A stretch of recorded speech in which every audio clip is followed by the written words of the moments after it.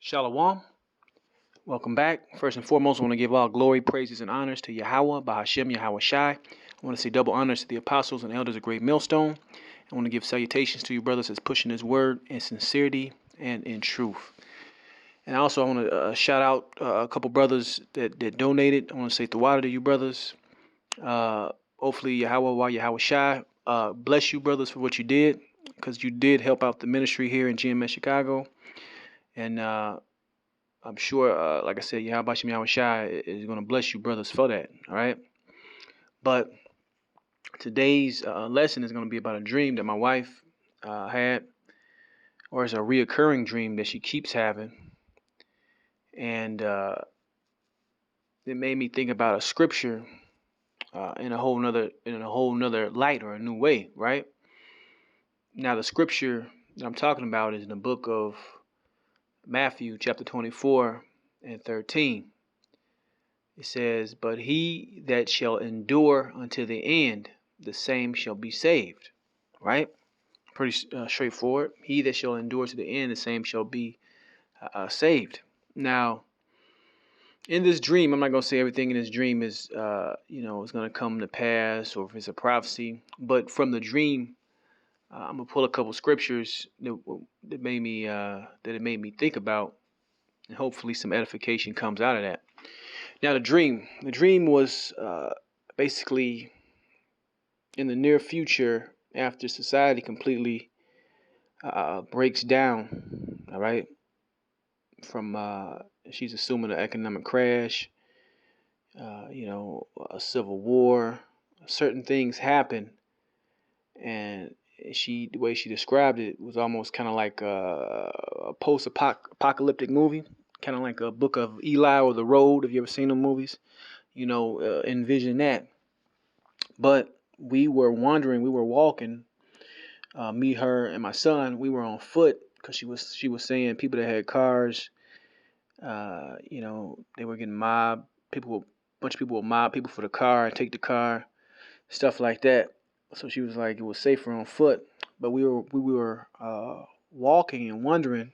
We were walking and going to a specific location in her dream, right?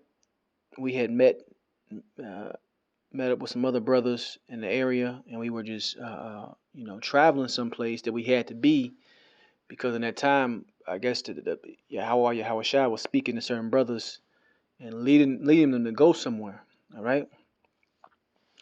So we traveling, we're walking, we sleeping in tents, we outside. It's rough, you know. But as she was telling this dream, well, I'm gonna tell the first part of it that she told me the first time I heard. She told me, not the second part. She said we had made it to this place where brothers were supposed to be delivered. All right, basically the chariots were supposed to be coming to this specific spot. All right, the specific coordinate, the way she put it. All right, but when brothers got there and seen other brothers and other families and other people traveling there, she said one of the brothers basically told Esau about the pickup spot, right, where brothers were going to be, picked up at, almost like a snitch, so you can understand, right? And so Esau knew where we were supposed to meet, and when we got to these coordinates, and we were there, Esau jumped out, almost like a raid style, how she described it. And they was all guns, telling us we were gonna take y'all kids. You can't go. Do not get on the ships. This, that, and the other. And she was like, the guy that snitched, with well, anybody around him, he just burst into flames. And a lot of people, a lot of ladies that were there with their kids, were giving their kids, saying, you know what, I won't get on the ships. I'm gonna stay here. I won't do this. So basically, I'm telling you this story, and it might be a little bit all over the place, because it's gonna be certain ones they get all the way to the very end and basically give up, man. And basically give up. All right, and basically give up because she was like certain of the uh, when Esau was making his demands, certain of the people were going and siding with Esau, while the other ones, we stood firm, and it is what it is, right? So I say all that to say this, that we're going to be tested in this walk, in this truth, to the all the way to the very, very end, man. To the very, very end millisecond, right? Let me get another scripture. Let's get this right here. This is the book of 1 Peter 4:17. It says, for the time has come that judgment must begin at the house of the Most High. And if it first begin with us, right? This is concerning the Israelites. What shall the end of them that obey not the gospel of the power?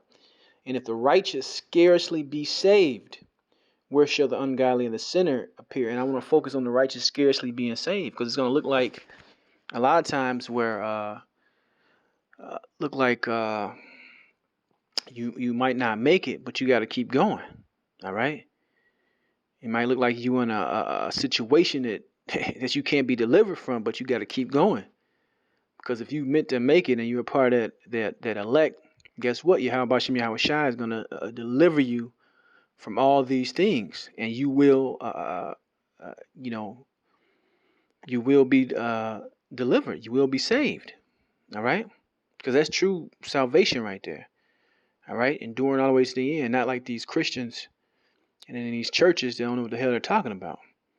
That's really salvation, when those ships, those chariots, whom Esau deem UFOs, pick us up, man, and get us out of this place right before that second death, which is that great destruction by fire. So we got to walk this walk, talk this talk, all the way to the very end, man. All right. And another, like I said, this is a reoccurring dream she's been having. And the one she had yesterday, to add on to this dream, before we even get to the spot where we're supposed to be delivered with the chariots, we were in a tent and we met up with some brothers. She don't know the brother's name. She just said we met up with brothers, and among the brothers, it was a son. The brother had a son and a daughter, but the brother himself I try to remember how many she said was with him. It was a couple people with him, but he kept complaining and complaining, and and me and another guy was like, man, this is what's written, man. This is what's written. And he's like, man, I didn't sign up for this.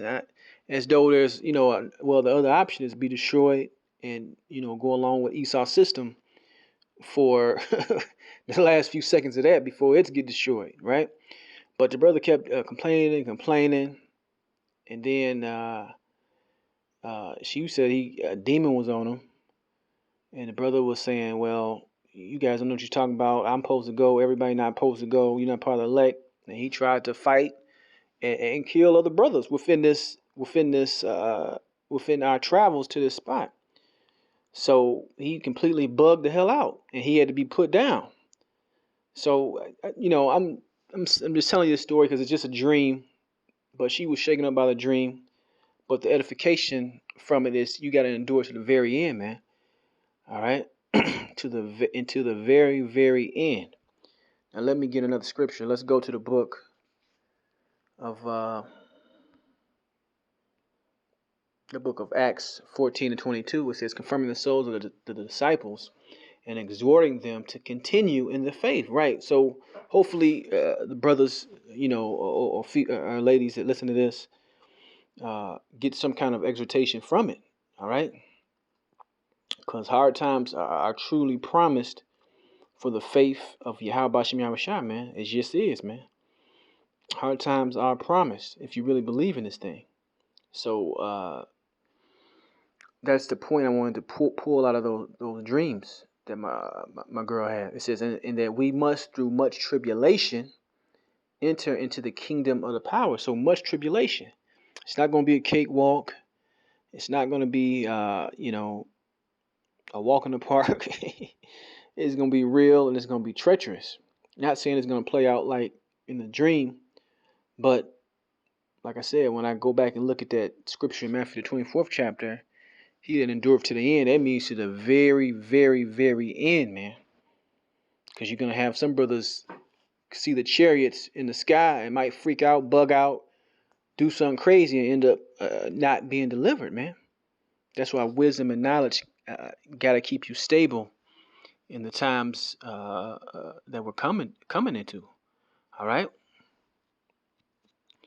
I believe I got let's see, maybe one more scripture. Let me get this right here. This is the book of Luke, chapter 17 and 33, right? It says, "Whosoever shall seek to save his life shall lose it, and whosoever shall lose his life shall preserve it." Right. So, right now, man, in the times that's coming, man, and the tribulations that we're going to be facing, right? It's all in the hands of Yahweh Hashem Yahweh Shai, man. So trying to make a deal with this devil or trying to join back into his system, it's just meant that you're going to lose in the end, man, because Esau's going to lose in the end. We already know who's going to be the victor in this prophecy that's coming, the salvation that's coming when Israel is going to take the kingdom, right? So that's the point. I won't make this too long and too drawn out. But like I said, man, we have to endure all the way to the end, man, all the way to the end, right? All the way to the end, even when it looks like there's no hope, right? We still got to lean on Yahweh Hashem Yahweh Shai. But with that, I hope this was edifying, and I want to say shalom the next time.